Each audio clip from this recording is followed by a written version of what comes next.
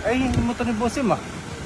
Lapitan natin. Bakit ginagawa na? Tingnan natin kung ano nag-control. Pero sa tingin ko yung katulad sa akin. Anong nangyari sa motor mo? Di ba naalala mo yung nag-ride tayo pa Laguna?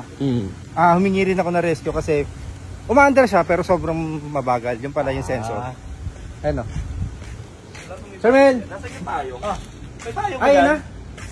Ay, ano? Sinilip mo na? Oo, sinilip ko na. Okay na. Maandar na, pwede yung iuwi. Pwede na iuwi. Kahit di na sampa sa pickup. Okay na. Yun. Yung naglolo ko, naalala mo yung sa motor mo? Nung nag-ride tayo? Yung throttle position sensor. Oo. May problema. Ayaw mag-rev oh.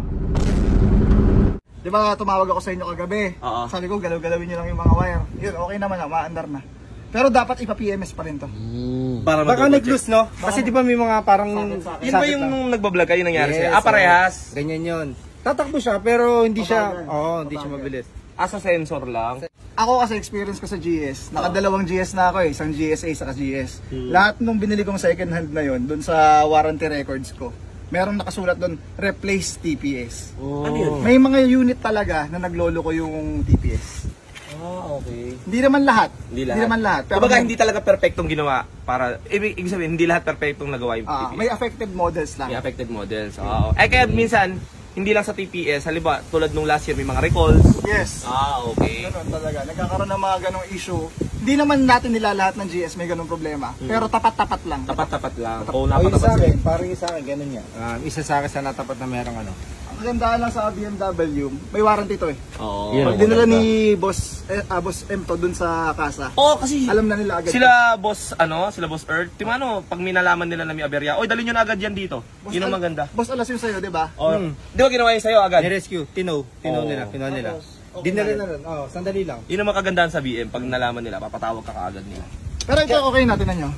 Yung baka gabi, hindi nyo mapigali. Pagka ginaganito, Parang nakahabog. todo na to, todo, pero hindi siya... Umuusad. Oo. Ito, tinan natin. Nahanap yung video ko niyan. Ay, lupin! Mandar natin. Hindi mo na mapapabot dito yun. Kumbaga parang yung nangyari kapag may limit, nagkakaroon ng limit. Yes. Ayan o, umabot na. Napatakbo mo na. Di ba? Hindi ba? Buti na lang rin kasi, hindi nyo na tinuloy. Oo. Medyo maraming aksidente, baka tinapat lang talaga na Parang ganon. Ganun talaga. Abuti na lang na nagkaganon, at least safe tayo lahat. Oo, safe. Ang dami nga. Nakasad nga yung nangyari, no? Mga balita eh. Ay! Try ko kaya. Kasi, ikot Para sure. Nahanap yung video, Sir Mel. nung Para at least Pero share na lang natin dyan pag dinahanap ni Chip. Share natin dito sa natin. Ito yung possible na nangyari sa motor ni Boss M kagabi. Nangyari na to kay Motor Honda before. Umaandar yung makina niyan, pero kahit anong gas mo at throttle mo, hindi talaga nagre-rev yung engine. Walang response. Hindi ko na maalala yung naging title ko dun. Subukan ko Lita, no? Baka kasi pag uwi nito, alam ko kasi i-drive to sa akin. Iuwi pa yan, hindi yan isasampa. Iuwi ni maganda to, Jepo yan. i-diretso na to sa RSA.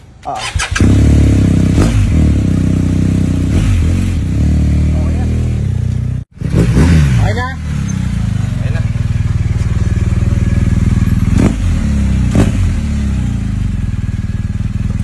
At least safe. Alright. Ganda. At least, tingin ko makakauwi to, pero kailangan i-diretso na. Sabi Sir Mel. Boss, ano? Ay, Kaya boss. ba? Okay na, boss. Nice ko na. Pwede Anong na sira? May nag-loose lang siguro na sakit na. Yung sinasabi ko nga kagabi, yung EPS, Ano yun? throttle position sensor. Kaya dapat to, pag uwi mo ng Manila, ipa-check mo lang, pa-PMS mo lang. Ano yun dun sa may, sa... Yung gas mo kasi boss, may connected na sensor yan. Oh. So ang nangyari, hindi na-detect na pumipiga ka. Mauwi ko pa naman. Okay na, pwede naman yung iwi. Pero yun, sabi ko nga, boss, I-diretso na sa ASA. sa kas. Para sure lang. Ang maganda naman kasi sa BMW boss, yung warranty nila. Yeah. Pag nalaman nila to, nakita nila yung video na to, mabilis nila i-fix yung issue na yun. Nag-loose lang. Nag-loose lang. Okay. Okay na? Galing. Salamat, Sir Mel. Alright. Napatakbo eh, ano? Thank you, Sir Mel. Hanapin yung video pag nakita ko, isend ko sa'yo. Wow!